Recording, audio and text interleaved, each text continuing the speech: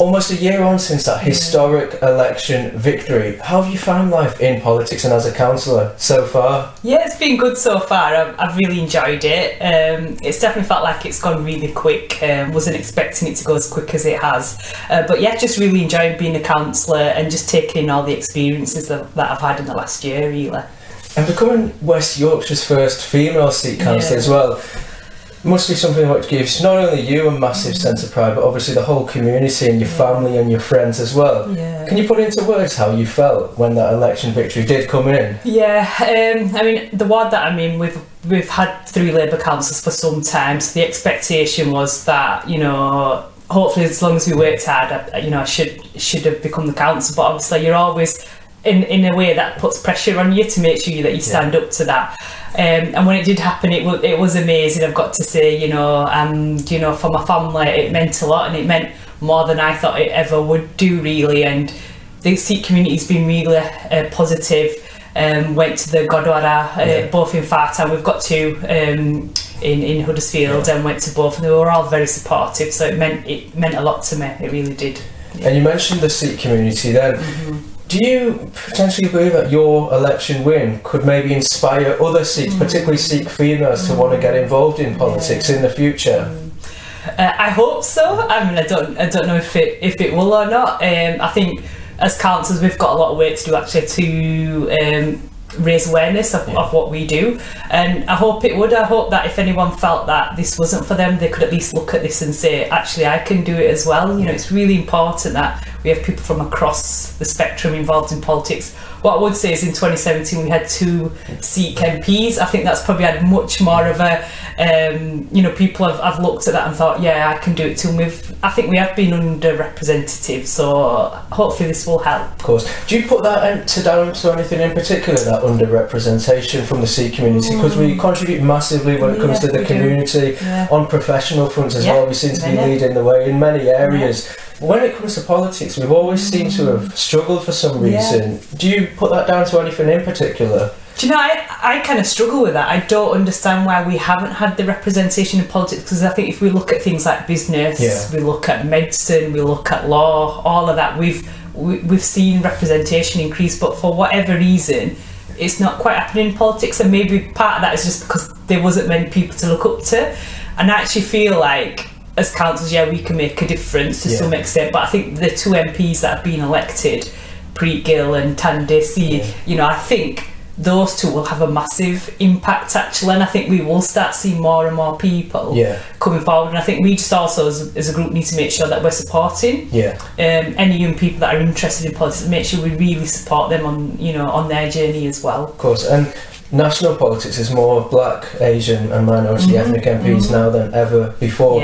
But personally, do you believe there's still quite a lot to do to improve diversity, not just on the national political scene, but also in local government as well? Certainly do. I think we must do more. The more diverse we are, the better representation we get. And I think it's across the board. We look at race, we look at socio-economic status. We've got so much more to do to make sure working class people are involved in politics, disabled people.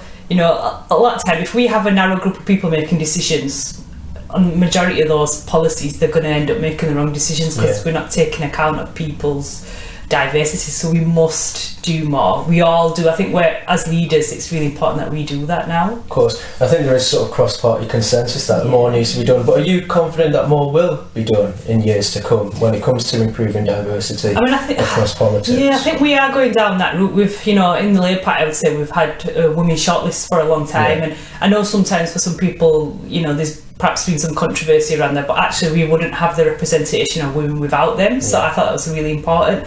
And I do think there is more work to be done to increase BME representation, also for disabled people, because, you know, in some ways there's lots of barriers that we're not even thinking about in terms of disabled people. But I think we will get there, and I think those of us that are getting into politics, we must do more. We have to shout as well, shout loudest. So, you know, I'll certainly continue doing that.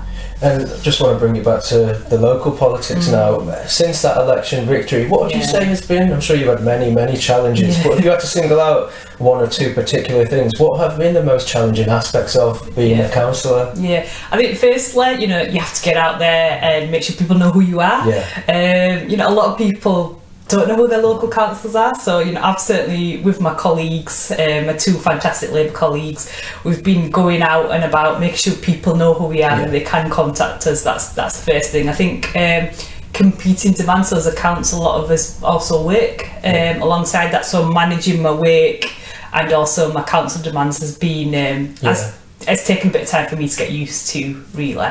And the other thing I would say is in the council chamber sometimes, I mean, we had a full council meeting last Wednesday, and at that meeting I said that as a new member, some of the behaviour in the chamber is actually quite appalling. How we speak to people from different parties isn't very good, and that's not for me. I don't like that sort of behaviour, so I'd hope that we can try and change that, really. Of course. And despite the numerous challenges, I'm sure it's been quite a rewarding role in many respects. Is that fair to say? Yeah. Is there any particular things that stand out that have been quite rewarding and satisfying that you've been able to achieve during your time as a councillor? Yeah, I mean, it's definitely rewarding. What I really like doing is the grassroots stuff. Yeah. So for me, getting to understand my community much better, I've lived in this area my whole life, but actually I knew very little about the community involvement, the number of community groups that do so much for our area, didn't know about. So being able to engage with them to make change, I think is what I've enjoyed the most, really. And I mean, most recently I remember I wrote a letter to a resident who contacted me about poverty. We had very different ideas about how to tackle issues with poverty, but he rang me up and told me where he thought I was wrong. But by the end of it, he did say to me, he goes, I'm actually really proud that you're my representative, and it's through people like you that we are going to be able to make change. So that was nice, really, and that's what drives me, really, to be able to make change. Of course, Obviously you mentioned poverty there, and what we're seeing across the country now, local government budgets are really being massively cut. And there doesn't really seem to be end in sight to that at the minute. Obviously the austerity policy is getting a hell of a lot of criticism across the country as well.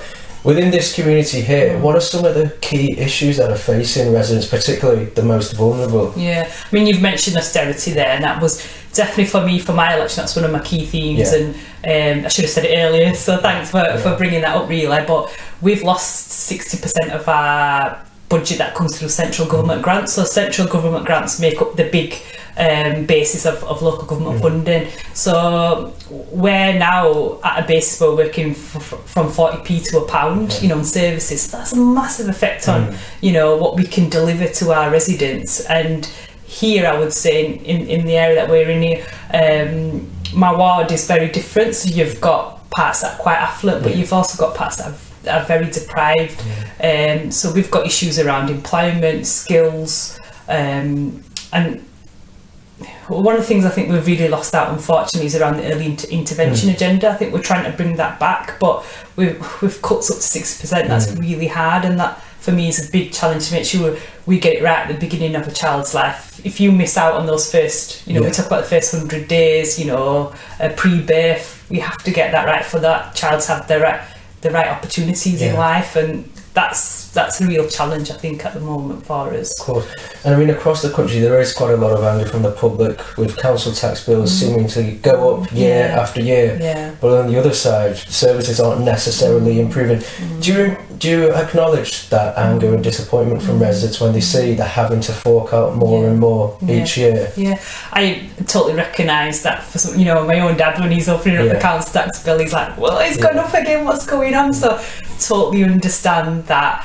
What I'd go back to is the fact that we've got an austerity agenda from this government. The Institute for Fiscal Studies recently said, because we had the spring statement from the Chancellor, they said, actually, we don't need austerity right now. It's happening because it's a political choice. If you look at the budget going forward, we could reduce some of the austerity measures, and that's not happening. I think we're doing the best we can under the cuts, and we are trying to be ambitious. So we are trying to think about what do we do around early intervention. But unfortunately, we are having to increase the council tax to to try and even off some of the cuts that we're facing. And I totally recognise that there's going to be some upset around that, absolutely. Of course, yeah. I want to bring the next topic to Labour leader Jeremy Corbyn. Yeah. He is getting a lot of criticism from all sides, but at the same time he's obviously got a lot of support from the Labour membership as well. Yeah. In your view, is Jeremy Corbyn the right person to be leading Labour into the next general election, whenever that will be? Yeah, I mean, what I would say is at the time when the leadership election took place, I voted for Andy Burnham at the time. And Jeremy was, at the end of the day, he was voted in on a massive majority. He's had to go through it twice, a leadership election. Each time I think he increased his vote the second time, and he got a massive majority. I think at this time, he's got him because we want, I think Labour members as well as voters want to see something more authentic in politics. And I think on some policies he's absolutely being able to give a much clearer message. If we look at things like immigration, social security, where perhaps before we were a bit afraid about putting some of our values out there, he's been very clear on those matters. So he's the leader, he's absolutely the leader, and he's going to be taking us into the next general election. And let's not forget at the last election, the manifesto went down really well, with people. So, I think there's definitely opportunities there. And hand on heart, do you believe Labour could win the next general election, whenever that is? Whenever that, God knows when it's going to happen. I do. I think if we look at the position that the Conservative Party is in at the moment, I mean, the Times, the Conservative paper this weekend putting in an editorial saying that the Prime Minister should go. So we absolutely can win this election. I think we had an ambitious programme in the 2017 manifesto. We did much better than anyone ever thought we could. Obviously we didn't win, but people were saying we were going to go into the doldrums, and that did not happen. So of course we can, but it's about the programme that we put together towards a general election, really. And I mean, securing the younger vote could be key to whoever does win the next general election as well. What do you believe is one of the keys to getting younger people more involved in the political process? I think we have seen more get involved during the Brexit discussions, but I mean, when it comes to not just voting each year, but throughout discussions year on year after year, what do you believe is the key to getting youngsters involved?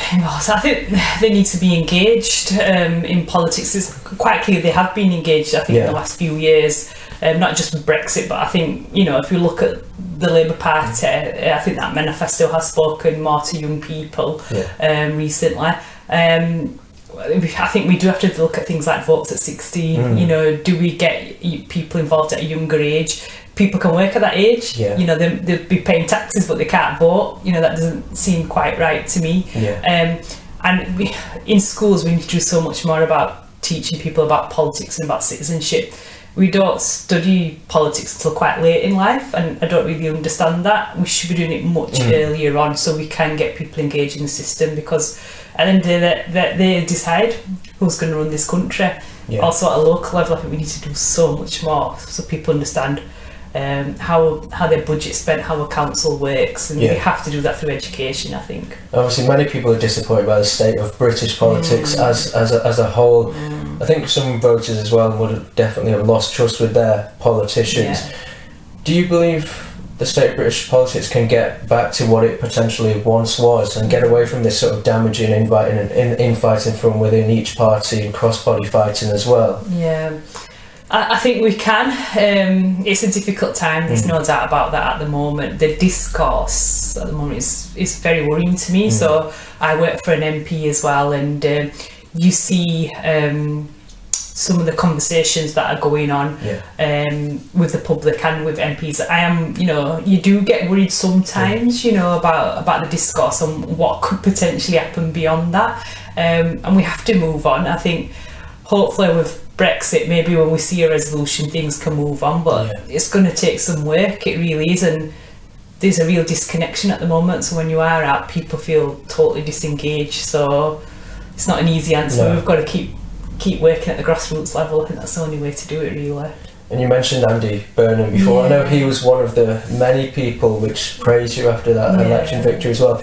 Does something like that put more pressure on you when you've got people like Andy Burnham praising you and tipping you potentially for more future success on the political front in the future? I don't know about pressure. It was really nice that he was, my local paper contacted him, and I wasn't expecting anything like that at all. So for me, it meant a lot that he took the time to speak to local people and say some nice words.